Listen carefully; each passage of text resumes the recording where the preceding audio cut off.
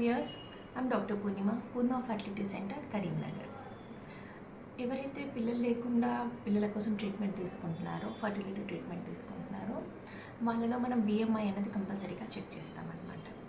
BMI అంటే మన body హైట్కి మన బాడీ వెయిట్ ఎంత ఉండాలి అన్నది మనకు సైన్స్ ప్రకారంగా కొన్ని లెక్కలు ఉన్నాయన్నమాట. సో ఆ లెక్కల పరిధి దాటేసి మనం ఒకవేళ 22 to 25, 26 వరకు ఉంటే ఓకే. ఇలా బియాండ్ 28, బియాండ్ 30 మన బిఎంఐ ఉంది అంటే మనం ఓవర్ వెయిట్ ఉన్నట్టుగా అర్థం.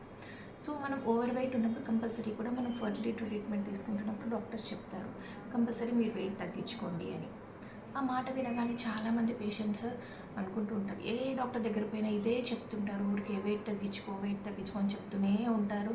నా వెయిట్ ఏముంది కనుక నేనున్నానే 70 kgs, 75 kgs, ఈ మాత్రం దానికి ప్రతిసారి డాక్టర్ వెయిట్ తగ్గించుకోండి అని చెప్తున్నారు అని దే ఫీల్ బ్యాడ్. అంటే కొంతమంది ఇరిటేట్ కూడా అయిపోతుంటారు, కొంతమంది మొహం మీదే చెప్పేస్తుంటారు, మేడం అందరూ ఇదే చెప్తున్నారు, మీరైతే స్పెసిఫిక్గా. నేను చాలామందికి చెప్తుంటాను, ఓవర్ వెయిట్ ఉన్న వాళ్ళకి, బిఎంఐ ఉన్న వాళ్ళకి కంపల్సరీ వెయిట్ తగ్గించుకోండి, ఇది వెయిట్ తగ్గించుకుంటే సగం ప్రాబ్లమ్స్ తగ్గిపోతాయి, సగం హార్మోన్స్ అనేవి సెట్ అయిపోతాయి అని చెప్తూ ఉంటారనమాట. సో అట్లా వచ్చిన వాళ్ళు చాలామంది, కొంతమంది డైరెక్ట్గానే ఇరిటేట్ అవుతారు, కొంతమంది లోపల అనుకుంటూ ఉంటారు.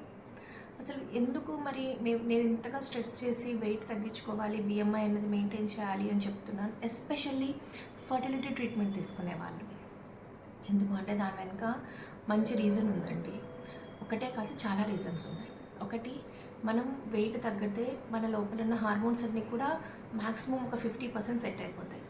పీసీఓడికి, ఎస్పెషల్లీ ఫర్ ఒబేస్ పీసీఓడి, ఒక 50% ట్రీట్మెంట్ అన్నది ట్యాబ్లెట్స్ వల్ల జరిగితే, ఇంకో 50% ట్రీట్మెంట్ అన్నది మనకి వెయిట్ తగ్గితే సెట్ అయిపోతుంది. సో రెండు కావాలి, వెయిట్ తగ్గాలి and at the same time tablets కూడా వాడుకోవాలి. రెండు కంబైన్డ్గా అయినప్పుడే మనకి పీసీఓడికి మనకు కరెక్ట్గా ట్రీట్మెంట్ అనేది సెట్ అవుతుంది అనమాట. అపార్ట్ ఫ్రమ్ పీసీఓడి, మనకి మిగిలిన బాడీలో ఉన్న హార్మోనల్ ఇంబ్యాలెన్స్ కానీ, ఇర్రెగ్యులర్ సైకిల్స్ కానీ, ఇవన్నీ కూడా మనకి వెయిట్ రిడక్షన్ అయినప్పుడు ఏమవుతుందంటే చాలా మట్టుకు కరెక్ట్ అయిపోతాయి. అండ్ అదే కాకుండా మనకి డోసేజ్, ట్యాబ్లెట్ డోస్ కానీ, ఇంజెక్షన్ డోస్ కానీ ఫర్టిలిటీ ట్రీట్మెంట్లో మేము బిఎంఐని బట్టి పెడతాము. బిఎంఐ అంటే మన weight by height in meters అనమాట, kg/m²లో మనం చెక్ చేస్తాము. సో మన వెయిట్ ఎప్పుడైతే తగ్గుతుందో మన బిఎంఐ ఆటోమేటిక్గా తగ్గిపోతుంది. అంటే మనం తీసుకునే ఇంజెక్షన్ డోస్, ట్యాబ్లెట్ డోస్ కూడా తగ్గిపోతుంది. ఇంజెక్షన్ డోస్, ట్యాబ్లెట్ డోస్ తగ్గితే ఏమవుతుంది, మన ఖర్చు తగ్గిపోతుంది. సో మన వెయిట్ తగ్గడం వల్ల మనం ఫర్టిలిటీ ట్రీట్మెంట్ మీద పెట్టే ఖర్చు కూడా మనం తగ్గించేసుకుంటున్నాం. అంటే ఆరోగ్యంతో పాటు మన పాకెట్, మన మనీ కూడా సేవ్ అవుతుంది అనమాట. సో అందుకని ఎస్పెషల్లీ విమెన్కి కంపల్సరీ చెప్తావమ్మా, మీరు వెయిట్ తగ్గించుకోండి, మీ బిఎంఐ ఇంత ఎక్కువ ఉంది, మీరు కంపల్సరీగా తగ్గించుకోండి వెయిట్ అని ప్రతి ఒక్కరికి ఒక 2 months టైం ఇస్తాము.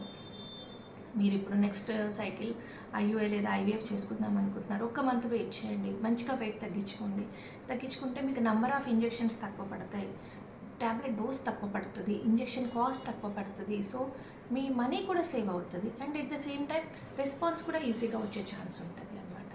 అండ్ అదే కాకుండా మనం ఎప్పుడైతే ప్రెగ్నెన్సీ ప్లాన్ చేస్తామో, ప్రెగ్నెన్సీలో ఆటోమేటిక్గా ఒక 10 to 12 kgs లేదా 15 kgs మనం వెయిట్ అనేది పెరుగుతాం. That is common in every pregnancy. In healthy pregnancy compulsory ఒక 12 to 15 kgs అయితే మనం రేజ్ అవుతాం. సో మన వెయిట్ ఆల్రెడీ మనం 70 ఉన్నాం, 75 ఉన్నాం అనుకోండి, ఇంకో 15 kgs అంటే 90కి వెళ్ళిపోతాం మనం. 90 kgs ఆఫ్ వెయిట్ అంటే మనకు బీపీలు, షుగర్లు అన్నీ కూడా వచ్చే ఛాన్సెస్ ఉంటాయి. ప్రెగ్నెన్సీలో హై ఛాన్సెస్ ఉంటాయి. అండ్ పోస్ట్ పార్టమ్ కూడా మనకు డెలివరీలో కూడా కుట్లు సరిగ్గా మానకపోవడము, డెలివరీలో కాంప్లికేషన్స్, ఇవన్నీ కూడా అయ్యే అవకాశాలు ఉంటాయి అన్నమాట. సో ఎవరైతే పిల్లలు కావడానికని ట్రీట్మెంట్ తీసుకుంటున్నారో వాళ్ళందరూ కూడా వెయిట్, బిఎంఐ అన్నది తగ్గించుకోవడం వల్ల ఇన్ని లాభాలు ఉన్నాయి. ఒకటి, మనకున్న హార్మోనల్ ఇంబ్యాలెన్సెస్ అన్ని సెట్ అవుతాయి. రెండవది, మన ట్యాబ్లెట్ డోసు, ఇంజెక్షన్ డోస్ తగ్గడం వల్ల ఆటోమేటిక్గా మన ఖర్చు అన్నది తగ్గిపోతుంది.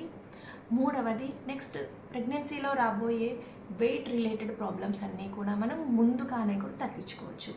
సో అదండి, మనకు ఫర్టిలిటీ ట్రీట్మెంట్ తీసుకునేటప్పుడు వెయిట్ తగ్గండి అని నేను ఎందుకు చెప్తున్నాను అంటే దాని వెనుకున్న కారణాలు ఇవన్నీ అన్నమాట. సో అట్లీస్ట్ ఈ కారణాలన్నీ విన్న తర్వాత అయినా మీరు ఒక పాజిటివ్ హోప్తో, అరే నేను తగ్గుతాను, ఓకే నేను తగ్గడం వల్ల ఇన్ని యూజెస్ ఉన్నాయి అనుకొని మీరు శ్రద్ధగా వెయిట్ రిడక్షన్కి కావాల్సిన డైట్, ఎక్సర్సైజెస్ చేస్తే కంపల్సరీగా వెయిట్ రిడ్యూస్ అవుతారు. అండ్ నా ఈ నెక్స్ట్ వీడియోలో నేను వెయిట్ రిడక్షన్ మీరు ఎలా కావచ్చు, హ్యాపీగా తింటూ కూడా ఎలా వెయిట్ రిడక్షన్ చేసుకోవచ్చు అనేది నా నెక్స్ట్ వీడియోలో ఎక్స్ప్లెయిన్ చేస్తున్నాను.